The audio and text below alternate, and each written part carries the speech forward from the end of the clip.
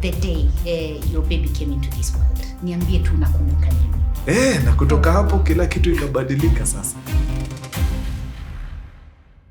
Hi guys, how are you? Welcome back to another conversation. Of course, I'm still missing my co-host terribly, but the show has to continue. How are you doing today? Mimi niko fiti kabisa. Very excited for the conversation we're about to have. Excited for two things. One, the people I have on set today, because I'm not alone, of course I have guests, are people that are very close to my heart. People that mean a lot to me. Watu napenda, and if you know me very well, I do not throw the word love even to bure. Nikikwambia nakupenda yenyewe jua nakupenda cha kweli. And number two, because on this channel, on Mama Mumbus and Mumbus channel, Mommy Daughter, the conversations we have here are mostly around motherhood. And for today's topic, I want us to do something very different. A bit different, yes? So the people I have on set, ni watu nimejua for quite a while. Actually, two of them, I've known them for 16 years. 16 years is a long time. Watatu nimemjua for 11 years. And then wanne nimemjua for about 2 years. Yeah, so ni watu wako karibu na roho yangu. Anyway, without further ado, ladies and gentlemen, our topic for today is on fatherhood. Yes, tumeongelelea motherhood, tumeongelea mothers. Oh, today I want to talk to dads. Now our dads nimewajua for quite a while. I've known them as single people. So please help me welcome bila kuongea mambo mengi our guests today. Na nataka tuwapigie makofi. Crew, are you ready? Our guests new guests wa nguvu.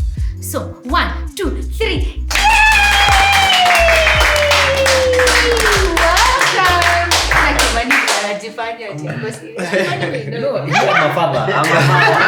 So today I'm going to behave. Yeah, so today on set I have 4 guests. Sitaki kuwa introduce. Najua mnawajua already, but nataka leo waseme majina zao vizuri because leo tunawajua from a different perspective. Tunawajuanga huko nje kama wasanii nini.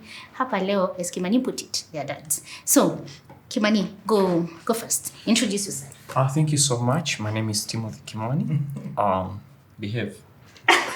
I am a dad. I'm a father of FA and a father of FUR. I'm a father to 2 boys. I'm also a father to 3 dogs. I'm a father to now 3 cats. Amezaa tena. Nikaende. Hasirani. Yes. I'm a content creator. I'm a thespian. I'm happy to be here. Thank you. Hey, Newson. Yes. Karibu sana. Hi. By the way, ndio nafaa nikaribishe sana na mashambe na vigelegele. So Newson the name is very well known, but watu wajuangi hii sura ni ya nani? Ndio huyo. So kwa majina ni Newson Kamau. Mtandao wananijua sa Newson. I'm a creative designer. I'm a dad to a very cute boy. Yeah. Awesome. Kitu akasema zile poster mnaona moto. Kuna poster kijana fulani hakai vizuri, anafanya nakaa vizuri, ameshika kangaroo. Kazi ni hapa. Poster yote moto hii Nairobi. Wewe umeona tukiachilia. That's true. Ni vizuri tu useme. Okay, yes, Abel Mutua is my name. I am a father to a grown woman who is in high school as we speak. Oh, super excited. Other than that, I am a film lover, filmmaker, screenwriter, actor, storyteller extraordinaire, and a husband. Yes. Philip. Philip Karanza is my name. I've been a father for 8 years. One to a teenage son and to a 4-year-old girl. dynamics is very different. I have been producing culture-changing content for about 2 decades now. Yes. Not just content. Culture change. Exactly. Yes. So Philip has mentioned he's been a dad for 8 years. Yeah. Kimani, how long have you been a dad? Hey, birthday tu gini? March 10th. Ya, ndio hiyo nilikuwa naijua. 2018 so kutoka 2018 is around 6 years. Yeah, Almost 6 years. 6 years. Newson? Since July 2021, so it's around 2. Excuse me, wanasema 2 point something, 2.7. But then I was actually in makofi hapo. Niliulizia Newson. Baby Newson, how old is your son? Akaniambia 2.7 months. I was like, sisi tunasema 2 years. Yes. Tunasema 3 years. Right? Yake anajua exact. Baba Mumbus. Oh yes. Your grown woman. My grown woman.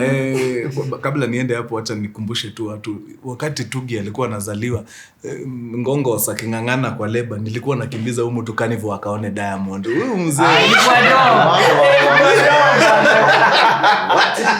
Ilikuwa joke tumejishanisha. Alafu siku anajua mtoto atakaa wapi. Sasa singewaambia waache juu bado hii pesa tunahitaji. Sasa uko unashika mic naona nikipigiwa simu na daktari. Kwa Diamond anakimbia hospitali. Kama wenda wazimu. Kanivo mpaka mpisha. Dakika 7 takriban. Abel alikuwa mkunga hii side nyingine. Kiruka huko basi tutapeana pia yako.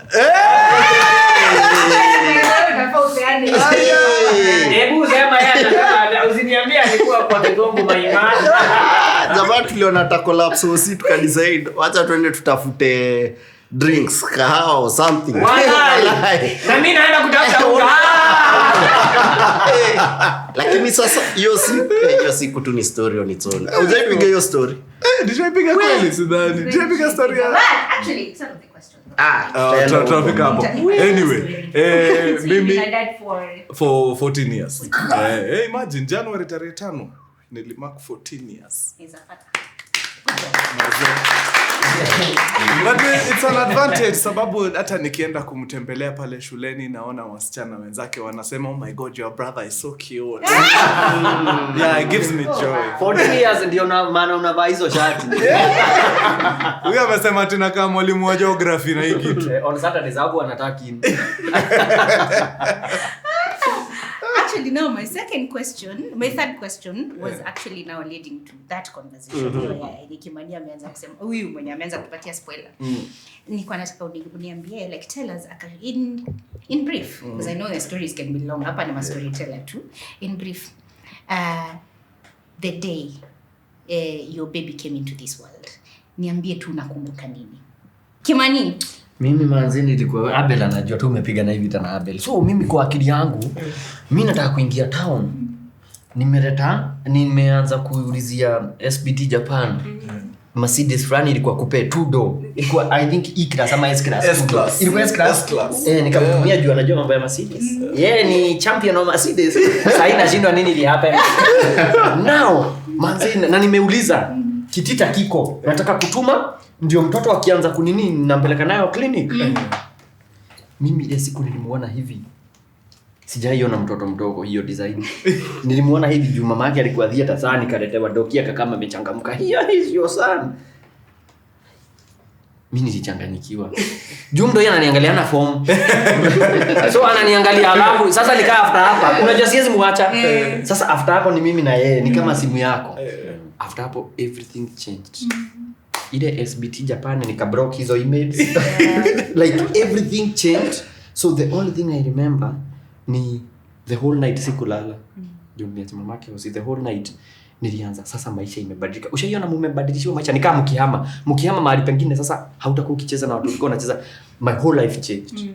I can't tell how it changed but my priorities I think hapo zili change. Nikajua kumbe Mercedes hata sio gari mzuri. Na it is evident you have kufuatilia saizi angekuwa nayo. Interesting. Newson, do you remember that the day or night? Yeah. Ilikuwa mchana au usiku? Ilikuwa usiku. ulikuwa usiku.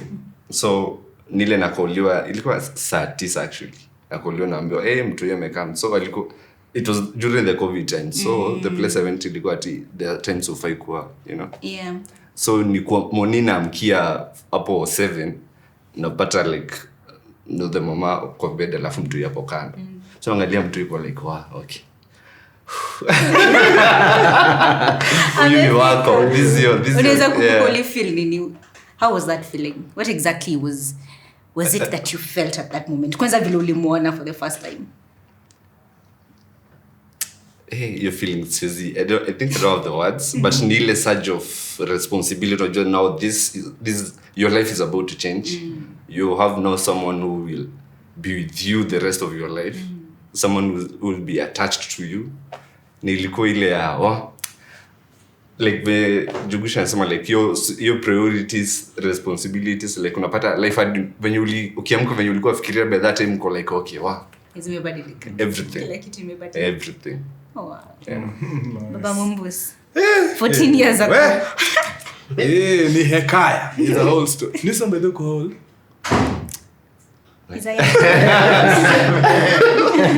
Unakaa ulikuwa mdogo mtoto akikuja. Niko 27 saizi. So 24 going 25. Yeah. 24. Uliget tu. Wewe mimi na wewe tunaelewa. Okay, so mimi manze nakumbuka hiyo time tulienda clinic asubuhi. Tukaenda kwa daktari alikuwa anaitwa nani yule daktari Nairobi? Walikuwa wa Nairobi women. Okay, jina imepotea. Daktari in fact alikuwa relax deadly akatuambia in fact hapa 2 weeks. Mmekuja mapema, rudini nyumbani, tulieni after 2 weeks come back. Your due date itakuwa at least imekaribia. Okay, sasa sisi tukatoka clinic Nairobi Women's tukasema sasa tunarudi nyumbani saa 5 ama saa 6 kufanya nini? Si tupige vichochoro tuende Capital Center Mombasa Road. Tuumeume matobosha sijui mishkaki nini, shawarma. Sijui kama tulirudi home Pangani tukachukua Philip, then ndio tukaenda nini, but najua tukiwa Mombasa Road tulikuwa na Phill. Tukiwa pale sasa mrembo hapa anaanza kudai hapana. Nasikia kauchungu fulani. Na sijui ni kwa nini. Sisi tumerelax hapo, doki amesema ni 2 weeks from now. Yaani hata sidhani tulimaliza hiyo shawarma. Ikafika point ya guys, no, I cannot. Please let us go home. So sisi tukaingia kwa gari ambayo tulikuwa tumeomba Miss Morgan, Mungu awabariki huyo msichana tafadhali. Tukarudi mpaka Pangani. But by the time tunafika Pango ilikuwa imefika mwisho. Judy alikuwa karibu apande kwa ceiling. Uchungu imezidi deadly. So turns out daktari alikuwa ametupatia 2 weeks, lakini mtoto ndani ya tumbo alikuwa na idea zake. Yeye alikuwa shaamua anatoka usiku. So tukasema hapa ni noma, wacha tukimbie hospitali tuende tuangalie shida ni nini. Philip akashika wheel kama Jesus, take the wheel. Kutoka Pangani mpaka Nairobi Women's takriban dakika 7. Hakuna madhambi hatukufanya. Tuliendesha gari mpaka pale kwa walkway ya president pale kwa State House. Unakumbuka hiyo nini? Yani tuna drive wrong side. Oncoming traffic inakuja shida zenyu. Some point kuna couple kusimamisha. I think alichungulia akasema endeni. And then you time pia matatu zilikuwa zimestrike. Correct. So there was crazy traffic for some reason. Wasa walitoa magari sababu ma3 zi operate. So wale watu wanatoa gari weekend hiyo siku ilibidi tu watu. So long story short tukafika Nairobi Women's mrembo akaingia pale. Alionekana hivi akaulizwa 8 centimeters na ulikuwa tu nyumbani. Ingizwa. So tukaingizwa ward, labor ward pale. Hapo ndio nguvu zikaniishia. Karanja akanitoa tukaenda kukunywa kahawa. Sijui ni Limuru Road ama Oil Libya Limuru Road. Yes. Na unachiki kutoka Limuru Road hadi Nairobi Women's ni mbali. Ni place huwezi tembea. Lakini saa 6 usiku vile tulipata call Mumbus amekam. Nilisahau tulikuwa na gari ya Morgan. Nikaanza kutembea. Naenda Nairobi Women. Yeah, but kurudi pale ndio nikaingia nikapata tu ndio mtoi amezaliwa. Yani bado mpaka kona zile nini za white wanakuaga nazo. Then manasa watambui. Nurses by the way wamezoea hii kitu mpaka mtoi anashikwa tu yani si tuko hapo tumepanic bana.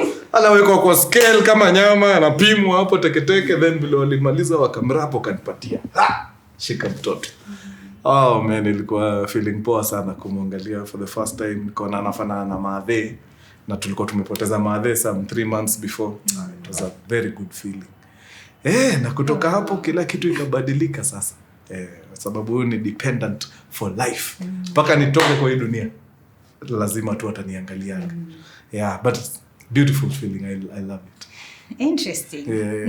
Nimejaribu kuhold ndini yangu ndio nisicomment because it's your question to answer. Kuna kitu umekumbuka kwa Hapana ni vile like it's sometimes the version of the story you two tell and my version is different. Zinakuanga very different. Mko kahawa. Huko bana. In terms of even the activities for the day. The way I remember them and the way you guys remember them is so different. But then that's how I realized, kai kumbe uchungwa ikwangi jokes. Unachizingi by the way. Hizo masaa you actually hapa. You're not okay. Cause nilikuwa naambia pana tulikuwa huko wananiambia me I tell them tulikuwa Diamond Plaza. Wananiambia tu kwa Diamond Plaza. Tulikuwa Capital Center. Me I am convinced. I don't know how I found myself at Diamond Plaza. So it's interesting just to hear it from your perspective. Yeah. Philip. Tuambie siku njeri. Baby K alifika. Mimi nilikuwa nimedoze nimengorota. 4 a.m. my water broke. At 4 a.m. So first of all namkako umechanganyikiwa but uzuri we were prepped. Tukangoja beste yake akam and then because it's 4 a.m. hakuna traffic. I remember the entire pregnancy and Jerry I kept saying mtoto tu akuje usiku. Time hakuna jam because of my experience with you.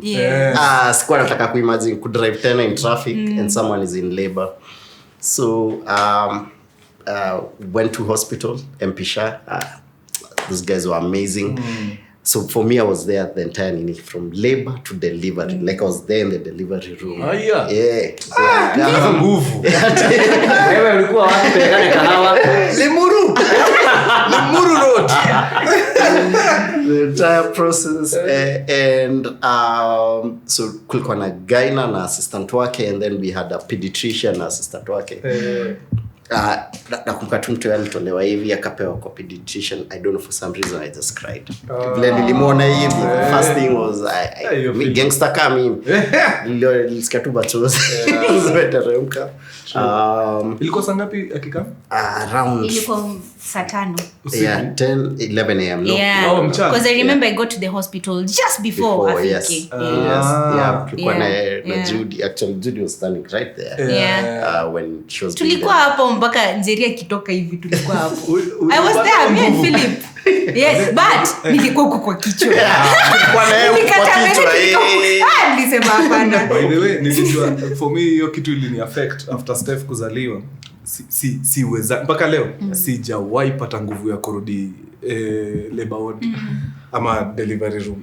So mi ukuja after like a day. After all is said and done. After all hapo ndio natokea. In fact hata Njeri akizaliwa nilikuja the following day. After mtoi hata asha grow. Sio joke. Genuinely I don't think there are people who are strong like women. True. Man, your process because I saw the entire process. Vlenjeria alikam nilisema I am never getting another lady pregnant ever again. Why would I put someone's daughter through that again? That thing. Yeah, it's crazy. Hata mimi nilinao. Actually now that was my fourth question. Yes. Nilikuwa nataka kukuja kueleza for those of you who are present.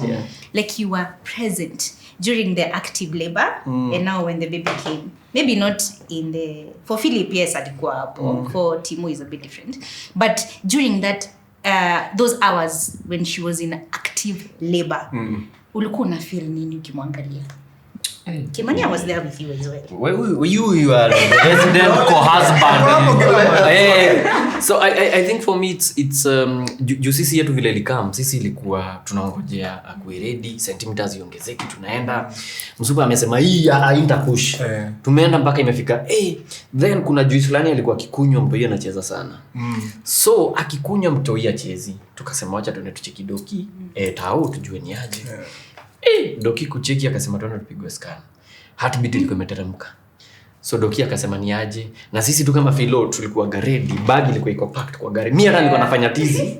Hiyo siku ikifika nitawasha taa wiper wrong side. Nilikuwa najua ni hivyo. So blood group kila kitu tuko na hizo manini za hosi za kuadmitiwa ziko hapa. If anything tuende. If you remember I think ulikuwa umetoka Rwanda ama TZ. Yes, nimetoka Rwanda. Huyu ndio alimpeleka wapi? Hosi. Juu mimi nilikuwa naenda jobs juu JQuat. Yes. So nika handover doki akasema tuendelee hosi. Tunakuwa admit leo usiku, tuanze inducing by the goda kinini kesho. Si huyu ameendaga. Mimi nimalize JQuat nikuje. Mimi nilikuwa najua nitapata shangwe na nderemo. Kukuja napata bado. Anaongezwa dawa. Bado. Ilienda how many hours? Around jutulika I think that was Friday. Mtoi alikam Saturday usiku. Wow. So the whole day. So mimi kwangu hiyo ilikuwa chaos. And a day late but progression is very slow. Ilifika place akina madhe wakakam wanaanza kuomba huko kwa hizo nini am like wewe mnachoma wakiimba nyimbo za tenzi za rohoni. Na unajua kuomba is one thing, tenzi za rohoni is another. So I remember hiyo time nashindo inakuwa hivi kweli. Jumanze tumekaa hapa Friday, leo ni saa 2. The whole day. Mpaka msichana anaanza kuapel. So nikasema juu sijalala hiyo time yote niko hapa, kitu ikaniongelesha, nafsi yangu ikaniongelesha, ikaniambia kimbia Roiro, pumzika. Juu either way sasa vile doki amesema if it doesn't work now, we'll have to do whatever CS. So Timo wenda ulale ndio kwenda nguvu ya kushikilia hapa. Mimi Roiro nikaenda no disturbance, silence. D&D haikuwa iPhone, nikalala. Kutulia tu hivi. Nafikiria na kama mtoto hapana wacha nilala. Saa hiyo ni saa 2 mchana kitu saa 10. Nimefika nikalala. Hata sijakula, sisikii kukula. Nimelala. Niliamshwa na geti kipiga pigwa. Ai. Nani huyo sasa? Kwani hata ya juu I'm expecting. Nikalenga for like 30 minutes hiyo geti ligongwa, nasikia honi. Nikadhani ni neighbor, juu zile keja zilikuwa geti zimekaribiana kama unakumbuka. Nikasema acha niangalie isikuwe maybe ni mtoto ameletwa. Manze kutoka Daphne Kerubo ako hapo. Daphne ni beste yangu. Daphne alikuwa anajua tunapewa mtoto. So niambia, wewe toka unaongojewa hosi. Ai. Unajua kuna kitu nilifanya juu hata gari nilikuwa nimepaka hapo nje. Nikachomoka nikamuuliza kwa nini ananihitaji, kuna signature yako. Sasa hadi wewe bila signature. Wewe ndio tu unaweza sign. Lakini mama yake yako huko, mama yangu wanasema sisi ni mama yao. Mama hapana, kijana lazima akuje. Nikajua yenyewe mimi ni wa maana. Bro, ilikuwa Nissan Tida. Lakini in less than 16 minutes ulikuwa. Niliambia Daphne ananiacha niendeshe. Na muona mimi mtu mwenye anaendesha pole akiendesha musikia. Na sasa hii ndio time ya kwenda. Nimekuwa nikipractice hiki. Wacha nikwambie nilifanya hiyo Tida.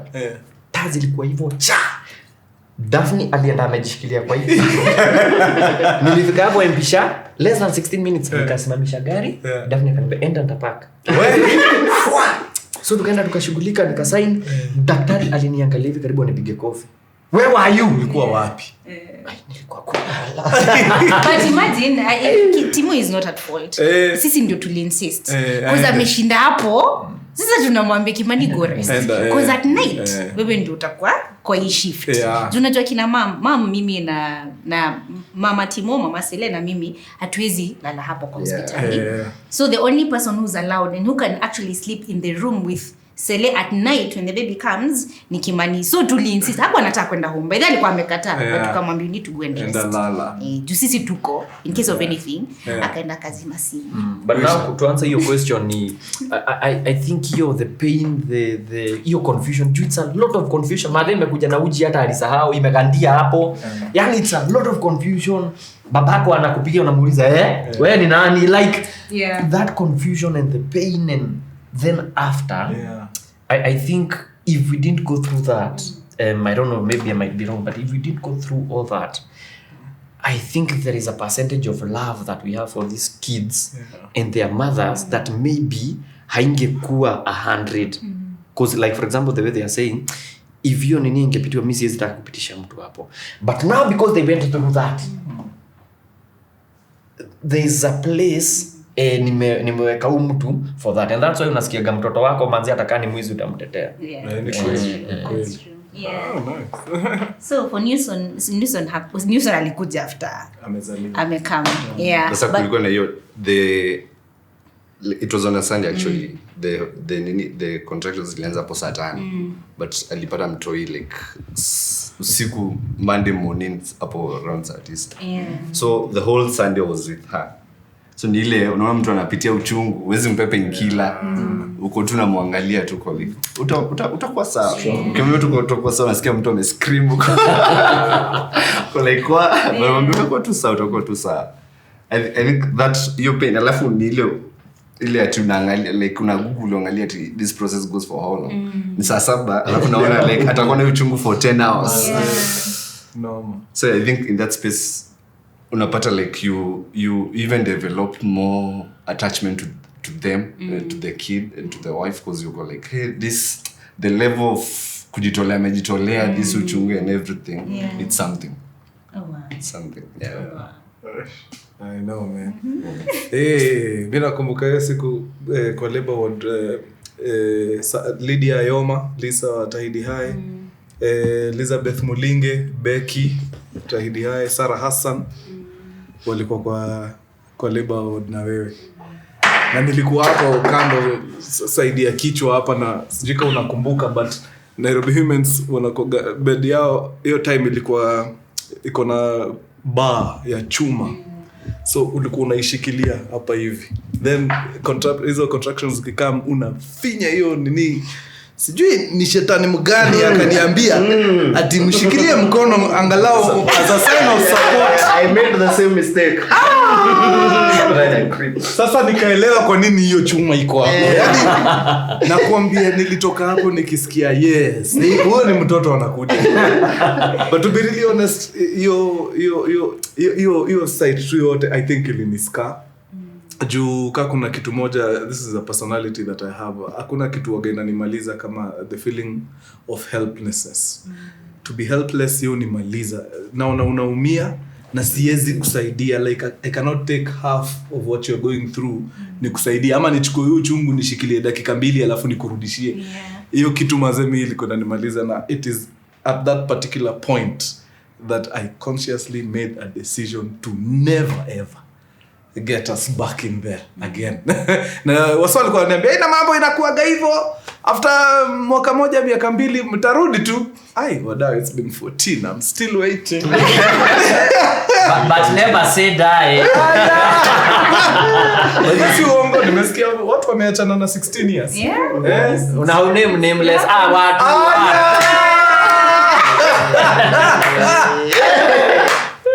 Mimi hii kitu kutaja, hata sisi mtoi wa kwanza hakuwa kama hiyo time. Sisi tulikuwa kwanza tukumbuke dunia.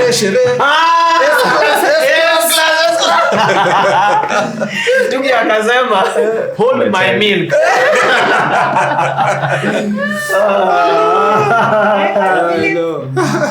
I think nilisema tukilini.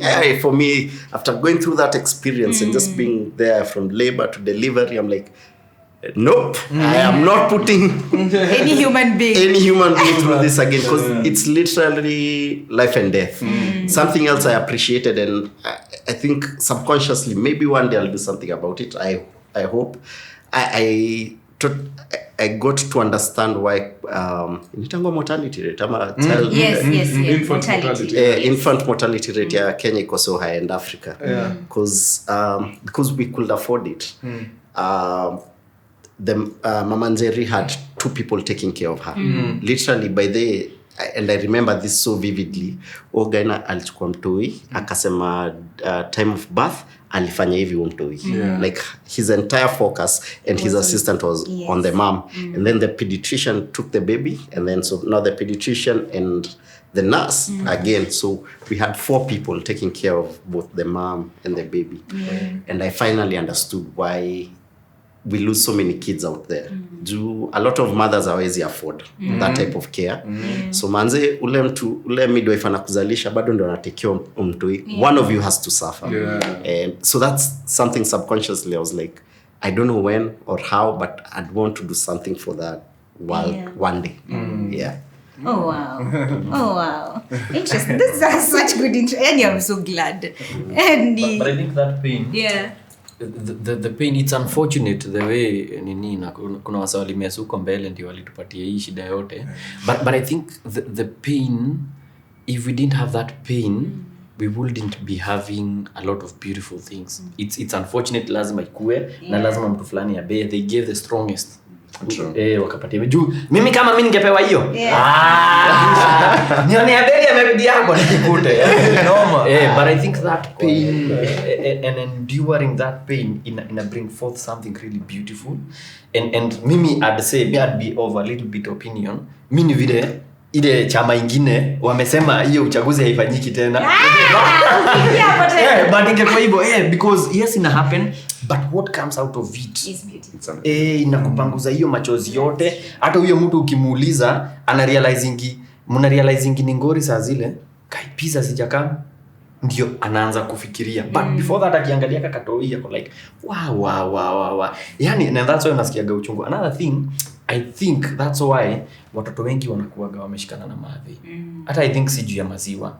But pio tu na maadhi anashikilia mtoi. That's why Buddha kila time ni wewe. But maadhi atajaribu hata kuficha juu anajua ile pain wali go through. So with time hiyo bonding, anyway nimenyamaza. That's true. That's a good point. Just to digress kidogo na kaidea kazuri kama nipata hapa. Hebu niambieni if this is a movie that you'd want to watch. No. This is just a teaser. Scene opens with a lady ako mahali kwa garden anafanya mambo yake, then akipiga kona fulani anapata a multitude of women. Then one of the women leaders anawaambia, hi Eve, I just want to talk. Na wako na marungu mapanga koko. Yes, movie ni kali. 2029. Because we have many questions. Kunaweza kwa maswali mingi sana kwa hiyo. Because it's the 21st century, it's 2024. Why do we have so much pain when it comes to cramping and periods and nini? Si unitumie tu email. Uniambie hauna ball. Phill, let me tell you something, and this is a fact. Ingekuwa ni the men folk going through these things, tungekuwa tulisha sort hiyo issue kitambo. Uchungu ingekuwa ilisha. Cramping ingekuwa thing of the past. Hizi uchungu sijui hizo tungekuwa tulimaliza. Si tunajipedaga hiyo design. That's what I believe. Population the entire world tungekuwa 1 million. Max. Ndio kuingia hapo once unasema never ever. Ama unaona experience ya best yako unasema never ever, it's not happening. Anyway, that's very interesting. I am so excited that I'm having this conversation with you guys. Specifically you, because na feel watu wanaweza ongea. Like mtu anaweza fungua roho aseme exactly how the experience was. So, now that we've, of course, 6 years later, 2 years later, almost 3 years later, 14 years later, 8 years later, how do you think your character has changed since you became a dad? And if yes, how? What are some of those changes? Like unaweza fikiria as a human being, kuna vile tu umebadilika. The Kimani before the 6 years and the Kimani now, kuna vile tu amebadilika. I think character haija change, but mindset ime change. Because character huwa hivyo. Kama wewe si mtu wa kuamka asubuhi, wewe si mtu wa kuamka asubuhi. Kama wewe si mtu kind, wewe si hautakuwa kind juu ya mtoto. As a character, I think it's who I've always been, and that brings you to why you decided to even have a baby. Are you umefika hiyo time? Because by the time unacheza hiyo game ni kitu umeamua. Tunaweza pata lakini tunaweza ngoja 2 years, but umeamua. So I think what changed for me is the mindset. My priorities about the things jumi nilikuwa mtu naenda kuishi fiti Nairobi. Hii Nairobi. Mulikuwa mnaenda kunisoma kwa ma insider. So I think for me the character didn't change. It's horrible. Actually, even when we were dating, mimi nilikuwa nashinda nikiambia Msupa, mimi naweza penda watoto hivi na tukipata watoto wanaweza achana na this. So that I knew. Yeah. But the mindset ilikuwa different then. Juu mimi nilikuwa kwanza tupige raundi tujue dunia, tuende Jamaica. Sisi watu tulikuwa tunaenda Jamaica. Mnatuonanga tu hapa. But all that in terms of mindset ndio it change. Vile tu niliona mtu yeye ameniangalia na ndoka kama amefungwa macho akanicheki. Tukaangaliana saa 3 ilikuwa around saa 3 sikia saa 4 Saturday 10th 2018 March nikamwangalia hivi akaniangalia, mindset ili change. Nilikuwa naenda kuchukua nini, ilibidi nichukue RAF form Z ilikuwa KAX gari na nikaipenda. Kumbe KAX mbaya.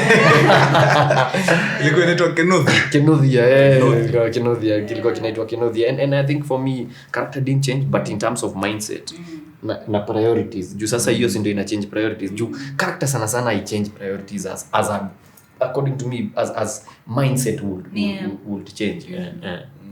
Newson. Yeah. I think that day ile mtoi the first day, to me it was ile kujua now this kid will fully depend on me. So there are things I had to fit into a whole new suit of being a father, being someone who's responsible, because there's some responsibilities. So kuna hiyo switch in not really character but now your personality. Kuna two habits utaanza ku drop. There are things you will start doing for you to fit in these new shoes that you are in. So kuna kuanga na that transition and it's quite an exciting journey, because when I realize with the responsibilities, when you realize there are other bigger things you can do, it's like an awakening, because it's God giving you the blessings of you having a family and a kid to take care of. That's way powerful. Knowing you have the power to be responsible. Inakupeanga unafunguka. But I'm curious to hear, niambie tu kitu moja yenye uli drop, like something you used to do but sasa mtu yaka kuja ikabidi akakatambia lazima niache kufanya hivi. Kitu tu moja yenye unaweza kumbuka haraka. Nilijifungia. That's one. Niliacha kuzunguka a lot sana. I was all over. Sherehe. Yeah. So there's that, and then being in my space, being at my age, being a father. Most of my peers, they are just having fun. So kuna conversations, samuelewani. So napata there are people you just have to they're just people now avoid to hawezi kuelewa. So I think there was a whole transition of my friends and the people I relate with. There was a lot. I can imagine. Sema nani nimepanda wanashindwa amepanda wapi. That's true. Baba Mumbus. For me, the thing that I can clearly steadily shifted a bit was my drive to provide. That one kind of changed kidogo. Before Steph came, mazee tulikuwa yolo mbaya. Iko kaende sana. Haiko? Situtulie tu haina mambo. But when she came, mazee sahi kila move unapiga ni calculated deadly. At the end of the day lazima bottom line make sense. Where is the money? Sababu mtoi huwezi kuja kumwambia leo mazee imegonga nje. Mtoi atambui hiyo jo. So what happened after Steph came, mazee I went into overdrive. Nakumbuka hiyo ndio time nilichukua 15 jobs. I was acting, I was writing, I was operating the camera, I was emceeing gigs outside here, I was hosting shows. Nilikuwa nafanya vitu moja. Ulipanic. Nilipanic brother. Nilipanic jo. Alafu pia when she came alikama wakati we were experiencing some dry spell. Nakumbuka vitu kidogo basic ka diapers zilikuwa zinatuchachia. Mazee Phill anakimbia na tubaia diaper. Mazee hatuna uwezo bana. Hiyo ni place nilisema nijikute. Nikirudi huko tena. Mazee tulipiga grind deadly. So hiyo ni one thing for sure shifted. In terms of something that I dropped, nakumbuka nilikuwa na hii very carefree attitude towards life, and that's why most of the time hata ukisikiza stories zetu na Phill wakati our channel was starting, there was a lot of risky affairs. 2007, 2008, 2009. Nakumbuka 2007 ndio tulikuwa tunaenda kupigana na RTI huko tukichoma basi, like what were we thinking? 2008 tukipanga culture week, unakumbuka tukitoka Kenya Poly tukienda all the way to KMC, tumebeba mambao na pickup na hazijafungwa na tuko juu. Like ni nini ilikuwa inatusumbua shwali? 2009 like 2009 ude mashaniambia fiti yako na chali lakini kwani nini maza tao tunafumaniwa tao juu niko na yeye, like ingekuwa chaliana akili tungepigwa tu risasi hapo, na unajua bana hakuna mahali utampeleka. Hizo ni risks fulani nilikuwa tunapiga hiyo time. Sasa siwezi, nimekuwa msofti mbaya na life juu si imagine mazee nikiwa siko juu ya blanda fulani nimepiga or anything. So juu ya mabao. Bwana jo. So that changed. Squeezy bado, so the risk aspect enye nimebakisha ni in terms of maybe career. Kidogo kuna moves fulani ndapiga ni a bit risky, but at the back of my mind I know it cannot kill me. Lakini zile vitu nilikuwa nafanya hiyo time, but siwezi. Hizo nimeacha. Sasa hivi ni kijana msoft bana. Nice. Philip. I think my introduction to fatherhood was a bit early, and I think nili introduce you to fatherhood nilikuwa na feel unequipped and I feel siko ready. So I remember I did a whole course on this fatherhood and preparing to be a father because I didn't think I was ready. Now when Jerry came and immediately nilimshika kwa mkono, I had this overpowering feeling of love. Like at that point I just met her, but I knew I wouldn't even hesitate to kill for her. Sijui as I explained, like I will be willing to die for this little thing. They understand. And to kill for her. Nisema hiyo kitu a few weeks ago. And to date, it's still the same. There's nothing I wouldn't do. Nini li change kwangu? I think kaumse kuna kauoga kuja manze. Kuna risks ulikuwa take before uwezi. Mimi wacha nisikudanganye. Sasa hata kuchange bulb. Lazima niangalie ni confirm hii meza iko fit, make sure iko stable, iko firm. Na hiyo bulb, if I see any naked wires, wacha ni call electrician, because I think at the back of your mind uko sasa niko na dependence. Sasa siwezi anguka hapa hivi nivunjike mguu siingi job for a couple of months. Aje. Waswala lenza haiwezi.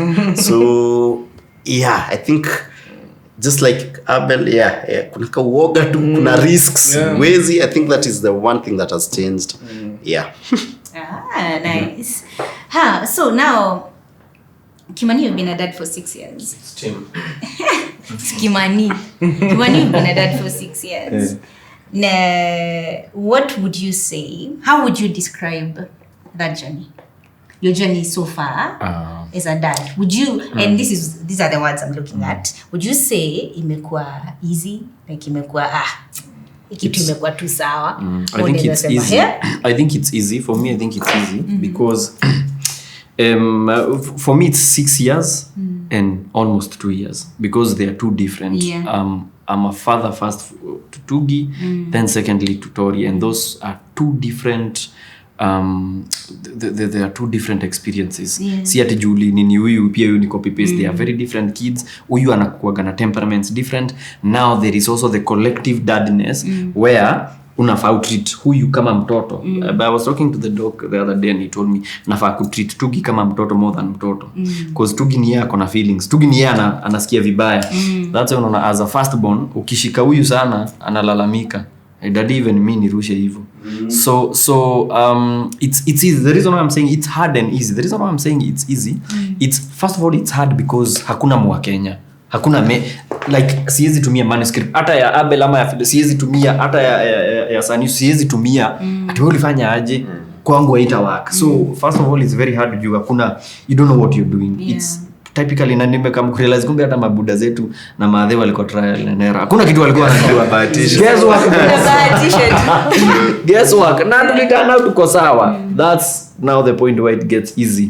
You somehow you'll get through it. Now, swali ni baadaye watakulaumu ati manze kasi mzai singekuwa hivi, because there is a question of are you providing too much? Because yes, we are providing, but how much is too much? Itafika place manze na kasi mzai mimi singeingia kwa madawa juu nilikuwa na do. Pia ukiminyima sana manze mimi sitaki kuwa kama mzai wangu alikuwa ananikazia na alikuwa na do. So it's easy because a day at a time somehow tuina hakuna mtoto ashai kata kumea juu budake hayuko ready ati I miss it grow so I'll stick 6 years so somehow too it's got to work and you learn on the job. Leo unafanya kitu unafeel yaiwaki so I think for me it's been hard and easy at the same time, but the reason why it is even easy it's because it's a thankless but rewarding job. That's true. Especially for a father. Unajua maadhe manze unachikigi mtoi wamebonda na maadhe wewe unaingia mambo alafu unanyamaza unashindwa oya hata mimi ni mzazi kama huyo. So I think that's why anasema sometimes it's thankless because and kuna hiyo point ya because I've realized my relationship na my dad it's been transactional. It's been na daddy tuliitishwa shule and I know him as a provider. So daddy nafaa kuwa na so once that's done that's it. My mom on the other side tulikuwa tumeconnect, even now tumeconnect emotionally. Mother anaweza kupigia simu anataka kuambia kitu muongee vitu zingine msahau kitu ilifanya apige simu baadaye ndio guy nini mndadi kana wale ndio kuira anakuambia form za mnapanga hii conversation. So nampigia juu ya stima watu wa stima walisema alafu ule baba nani tuliongea hello daddy mko poa, so watu wa stima alafu ile nini sawa mko poa hesalimiana, that's it. So for me I'd love to change a little bit things that I saw work and things that didn't work, could mix and gather so that we have a balanced relationship. Yes, I'm firm as a dad. Ukiongea macho inatoka hapo najuanga tick.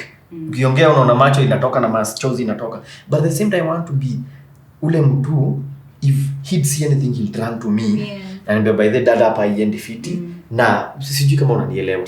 So yes, exactly. So it's hard and easy at the same time, but thankless but rewarding the sense that when you see kama leo kuna kitu ili happen tukienda chuo na tukiso walikuwa wanaenda skating, walikuwa wanaenda tona, so nikimpeleka hapo akaniambia dad niteremshe kio, nikamuuliza kwa nini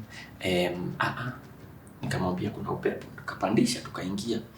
So baadaye akaniambia dad walk slowly, nikamuuliza kwa nini, I want to see people to see you're my dad.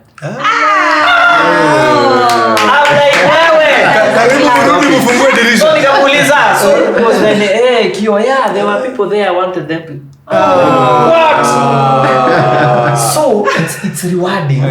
So I felt as much as atafikiria tunaweza relate juu mtu especially boys na mabuda saa zingine kuna kuoga na hiyo fear factor but it's rewarding the fact that he can always he thinks that kuna mali ameniweka. That's rewarding. Might be very thankless because he won't come and say thank you now. Unajua for mom, thank you mommy, I love you mommy. Kabla kwa buda itoke inakuwa so it might be thankless but ni rewarding in a way, might not be spoken, might not be said, and that's why a lot of juzi ndio nimerealize buda ni gangster mbaya. Hajoi niambia he's proud but anasemaga vitu unasikia vile anasema na uko na roho mzuri. Hayo ni kusema aje. So he's rewarded. I may not be directly saying asante but for him what he wanted, what you visualize, like for example there's what you visualize for mtoi wako, there's what you want for them. So when that happens regardless of you're told a pat on the back as long as it may happen you're rewarded. Wewe kazi yako iko sawa. True. Newson. I think personally I would say it's been fun. Fun in that it's both hard and easy, but I find ways to find it fun raising that kid, because one thing for me, life really changed after Mtoi. A lot of things changed. My way of thinking, my way of responding to people any whole business and stuff. So in that space, I would say it really changed my life in such a big way. And in that aspect, I realized a lot about me that I didn't know. So unapata hiyo responsibility ya kuna mtoi somewhere inafanya you think even better, think clear, think in a better way. Alafu in the same process being a dad, so I was nilikuwa najiuliza like how best can I raise this kid. So in the same process I do a lot of Google research and reading. So napata there's a whole thing about mentality ya mtoi where ana grow venye and the kind of how they attach to parents, a dad, a mom. So I realize apart from me being a provider basic needs, there's but the emotional provision that's needed. So it's been such a fun journey, I would say. Yeah, so interesting. That you learn new things every day. Yeah. That's true. Oh, that's true. Wow. Baba Mumbus. For me, as a dad raising a daughter, I feel like I'm playing catch up most of the time.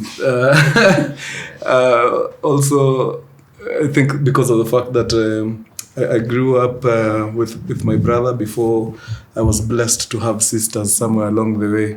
So by the time my sisters were coming, nilikuwa on my way to high school. So atukukaa nao sana. So raising this girl mazee, yani nikokaa Newson pia some aspects mazee niko clueless deadly. So una try ku catch up na mtu, yani by the time you're getting used to this baby, she's already walking. True. Before you catch up, first day in school. Yani vitu zina happen tu kidogo. Bana. Yani kidogo ushaanza kudiscover, oh wait, I can pick up some of her interests. Anapenda hii. Unaenda unamgetia kids kuact nini drama festival, anakuambia wow, basketball is the thing now. Man. Kidogo ushajua huyu ni wangu, we are here for life. Kidogo sasa vako zako zimbambi. Unaanza kusikia boys, I like this one guy, aje manze. Yani ndio najaribu kukaribia, like me please, wachana na huyu kwanza. Oh, it's insane. But I think if there's one place where my daughter and I are in sync, ni hapo kwa ugaidi. Yani huyu mtoto na mimi cut from the same cloth kabisa. I can read her mind. Ashajua maze, hey, daddy is my kryptonite. Huyu anytime I do something naangalia gatu vile mzee ananiangalia, najua he's on to me. Mbona iko time ashaniuliza, dad, are you psychic? Nikamwambia, no, I'm not psychic, I'm you. See these things you're doing now? I did them. Like, I know how you're thinking, I know how you operate, I know everything. And that's the big difference now between me and your mom. Sababu mama yake ni saint. Mama yake hajui kukosea. So umtoi anampiganga kata haraka. Yani niko hapo tu kwa kiti naangalia mama yake akiingizwa. Mama tutamsaidia aje. So by we are ourselves namwambia na hapo uliingiza mama. Dada yako ni gani? Yeah. So because of that now we have like a formula. So when it's good and fun times, mom is the front facing side. Yeye ndio sasa ambassador wa YOLO nini. But when it comes to the serious business, daddy sasa ndio anachukua mantle. When we need to talk about academics, when we need to talk about like behavior tu yake in general nini, anajua gapo. Daddy ndio mtu wangu sababu yeye ndio ananielewa. So I think it's easier to operate that way. Juu nimekam kuona hapa kwa wasichana hapa. Before ni catch up mazee itanichukua muda time. Alafu pia ama Gen Z vitu zinabadilika every day. Yani you cannot keep up, man. But then akaivi naona tu baba yangu in myself. Sasa ina understand ile pressure walikuwa nayo tukifanya vitu and they don't get us. Happening to me right now. Yeah. But so far so good, man. I'm loving it. I'm in the high school. Yeah, and I can say here without fear of favor that we have done a pretty good job at it. Yeah. We have. Nice. Just to confirm whatever Baba Mumbus has said. Ukitaka kuona machozi ya Mumbus, like inatoka hivi, ni daddy akiongea. By the way, mama akiongea, sometimes machozi inaweza toka kama, but akisikia daddy anaongea, unaonanga machozi yanatoka. Yeah. Leo nimemess. I also need to. I rarely go heavy on her. So ikifika hiyo point anajuaga enyewe leo nimeblanda. Daddy ameongea. Leo ni kubaya. I think vile Timo alisema there's no manual to fatherhood, and so I think I took two things that happened in my life, and hiyo ndio imekuwa formula yangu on raising the kids. Number one, when my dad passed on when I was in high school, I was in Form 2, and I remember immediately nearly break your news, your dad has passed on. The first thing, of course, unakwanga haya, so stay mona tena. The first memory that ran through my head was one day alikuwa anaenda job, akarudi home, sijui alikuwa amesahau nini, and I was a kid. Nikamwambia si unajua vile watu hupenda kukimbia. Nikamwambia dad, to race, mimi naweza kushinda. And he put down his bag and everything, and then tukaanza ku race. Tulikuwa Dandora, so kaplot ni kadogo, so we raced. That was the first memory that came to my mind when I was told my dad is dead.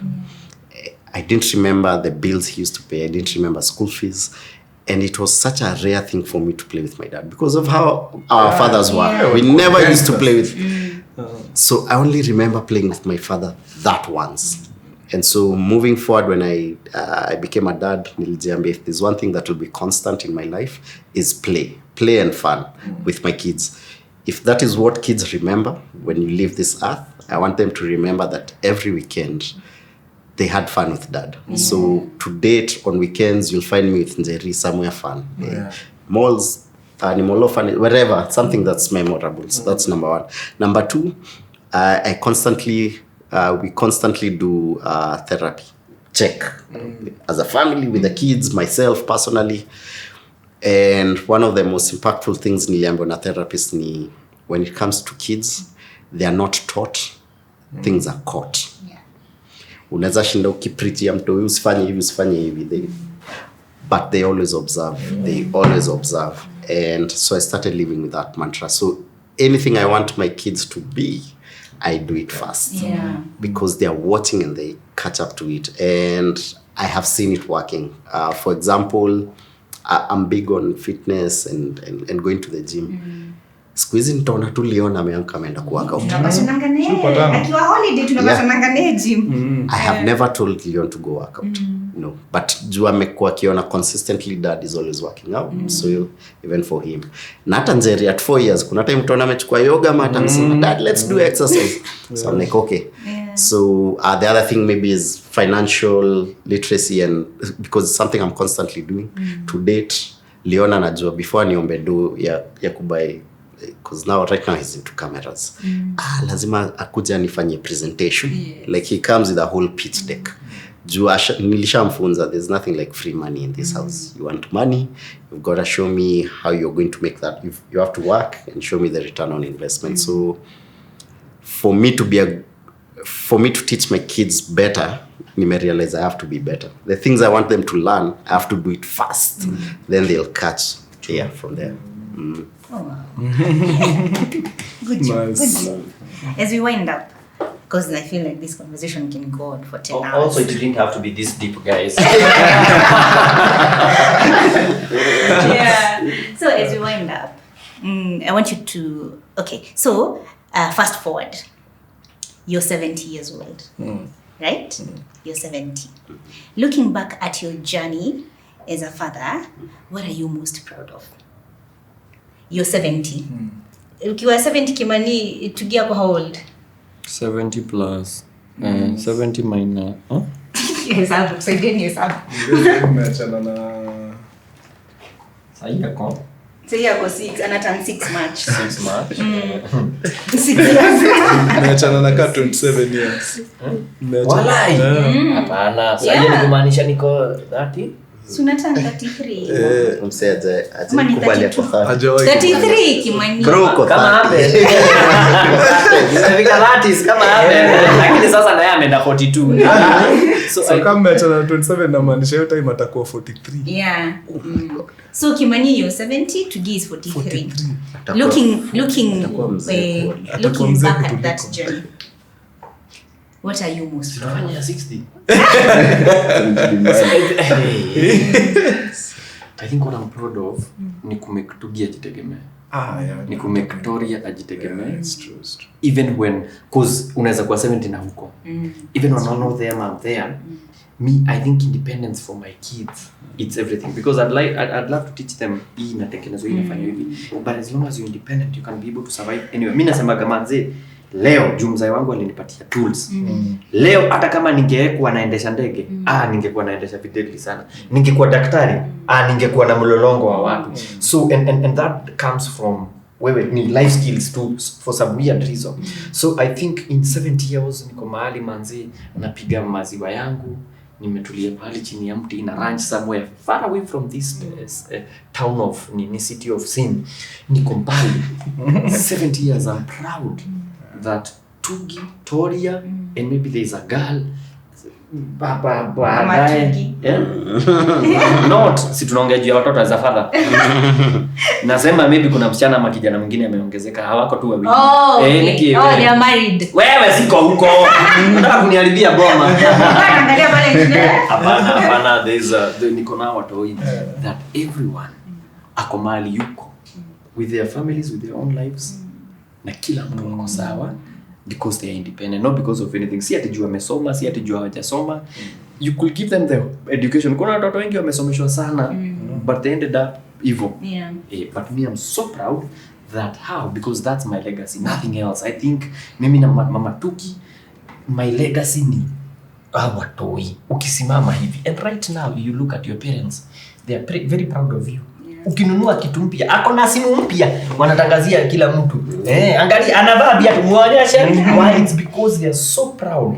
And that's their only, they never talk about niko na shamba, wakati mwingine hatujuangi buda zetu shamba wako nazo.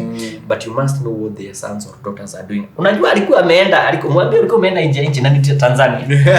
But everyone must know. Wamama sasa pale kwa WhatsApp hawashikikangi. Thank God. Nani picha ya Mombasa ya kitambo imewekelewa mara tena. So I think for me, I'm proud 70 years old. I am proud that as a father watoto wangu wako fiti. And nilijaribu kadri ya uwezo wangu and niko healthy. Si nimefika 70. Ndio tunapiga gym at least tuone kama tutafika hizo kwa kudura za Mwenyezi Mungu. Asante. Very nice. I like that. Yeah. This one. At 70. I think the biggest thing to, I don't know, what team anasema ni the self-reliance that mtu ipali ako so independent both mentally and anaweza jisimamia that anaweza make the best choices at that time, you know. I think we are currently in a society yenye there's a lot of the social media space and the tech space. With time, the people will lose a lot of the connection and the whole bit about the mental space watu wakigrow. Yeah. So I think the biggest thing I would love the kid to have is anajiamini like for who he is, like he's the best version of who he is. He's anajiamini ile like hakuna ile comparison ama anything, like ako unique venye tu ako character zake, personality yake tu ile anajiamini. And I think it's so big on that because I think personally, a simple background story, I'm a last born, but I've been raised in a family yenye the African family, it's more of the physical provisions, but mtoi kucheza nini huko hakuna. You know, so that's more of what I would love to have in my life. That you mtoi memories, like Phill anasema mtu akikumbuka the memories, there's a picture of you in his memories. There's in his in his thinking process, there's something that will instill in him. He can depend on himself. Yeah. Oh, I like that. Yeah, I think hata yangu imekama pia Newson na Timo. That's the best thing you can do to your child. To make sure that you equip them with the skills needed to make it in this life. And that's not to say that because we'll be billionaires, we hand them things on a silver platter. No. If Mr. and Mrs. Mutua decide to give away our billions to charity or put it in a trust to help other people, that's up to us, because those are the things that we've built together. What matters is she able to build for herself? Have we equipped her with the necessary skills and resources to make sure that she's able to build for herself, even when at sisi wenyewe hatuko akulingori town? Hiyo ndio itakuwa my legacy and my proudest thing to know, that indeed Mumbus ako sawa, tumemlea vile inafaa, na anaweza handle ulimwengu whether we are there or not. Nice. At 70, I think 3 things. Firstly, at 70, I'd still want, especially, I see this with a lot of daughters. Like most of the time, they'll be, my dad, daddy.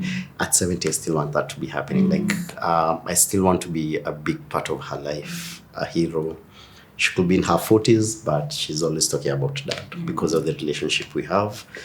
Number 2 and 3, which is the philosophy I live with. I want them to be healthy and happy. So to me, those are the most important things, even right now in my life. Always be healthy, always be happy. So I hope they will have learned from me that number 1, your health matters. Always take care of your health. And number 2, more than anything else, always be happy. Yes, sometimes you have to make hard decisions for you to be happy, but they will always choose their happiness first. Yeah. Oh, wow. Very important. Hey! Wadau. This has been a very good conversation. Yeah. The very last question, as in, well, yeah, it's a question. The very last question. Very last, before to say me bye. In one word, describe the state of your mental health. Like, how are you feeling mentally? In one word, describe your mental health in one word. Well, si ndio hiyo? As a father and as a human being, unajua sasa kuni different. But na feel, no, this one I want as a human being. Yeah. Because fatherhood is just one component of who you are as a person. You don't, by the way, I don't need you to explain. I just need you to say that one word. Ketchup. That's a word. Ketchup. Don't explain. Don't explain. Sitaki by them to explain. Ile ya hands. Ile ya hands. Lazima uligonga gonge. Inaunamisha. So kuna time iko sawa, kuna time uligonga. All right. That's a good one. Okay, I like that explanation. Maybe unaweza nini in one line, in one sentence. Listen. I would say I'm doing fine. Yeah. Because it's I think the whole mental space, it's a learning process. Every day you're figuring out new things about yourself. Yeah, I'm doing fine. Okay. Yeah. All right. Awesome. Yeah. Maybe I'm in control. In control. Like that. Yeah. Babaki. Powerful. Oh. Yeah, powerful. And with that, gentlemen, lady and gentlemen, nataka tu kusema asante. Thank you so much. Thank you so much. I feel like we should have a part 2, 3, 4, 5, 6. Na feel ni kama hii conversation inaweza kuwa. There's still a lot we can talk about when it comes to Resident I know. I know. But I want to take this moment to say thank you. Thank you for choosing to come and spend time with me today. I don't take it for granted. Nimefurahi sana. Mimi dishi yangu. Kuna kuku na nyama na sukuma zinawangojea. Kabisa. Hapa hatuwezi kubali mwende nyumbani mkisikia njaa. Yes. But just to show my appreciation, I have something for you. I did. Wewe wacha tena pesa. Na nilijua atatupea do. Wewe. I knew it. Sisi ma podcasters wengine tuta expect kwa tunafanya hivi. No, I have a reason why I did this. Because I realized in the society today, it's very easy to compliment a mom. Like it's very easy kuambia mama, hey, umelea watu hivi vizuri, hey, umenini vizuri, hey, umelipa school fees. Unajua like it's very easy to compliment a mother than it is to compliment a dad. Wa mama tunakuanga, we get our compliments every day, even from our kids. Kimani amesema it's easy for Tugi kuambia mom, thank you mom, but it might not come naturally to him to tell the dad the same thing. So leo hapa nimesema I want to celebrate you by gifting you kitu kidogo tu. Ndio kila asubuhi hiyo kitu nataka kwa gift. Ukiamka hivi uione unakumbuka yenyewe I am a what? You're a super dad. Nice. You're all super dads. Awesome. Mukami na Doli. Haya tufanye hiyo kitu. Pia sisi tunataka kusema asante kutuwekea couch moja. Thank you. For embracing. Na nataka kila mtu afungue. Tunataka kuona reaction ya kila mtu akifungua. Hapa juu. Hii episode itaitwa That's It. Yes. Oh, yo. That's it. Hey. Oh, Welcome. Oh, Baba Super J. Inaandikwa mpaka jina. So yetu ni kia asubuhi ukikunywa chai ama ukikunywa maji ama ukikunywa juice unakumbuka you're doing a fantastic job and you are a super dad. na supu wengine. Sindio? Na supu. Sindio? Magoti ishaanza kuleta ngori. Asanteni sana. Na tunawapenda sana. And you're doing a fantastic job. Sindio? But kuna kitu moja. Tunajua baba Tugi and Toria. Tunajua baba Mumbus. Tunajua baba Njeri and Kamau. But then we realize atuku introduce jina ya mtoto wa Newson. Yes. Newson. Tunajua kama baba nani? New daughter. Newson aka baba Ryanson. Oh, it's a boy. Ningestik na Newson about. Yeah, so thank you guys. Asante sana. Until next time guys. Bye. Bye. Kwisha pa. Asanteni sana. Karibu. Asante. Haya. Thank you. Ben, tuende kazi. Mimi nijikute hiyo kuku hivi. Baada lunch na kama. Hata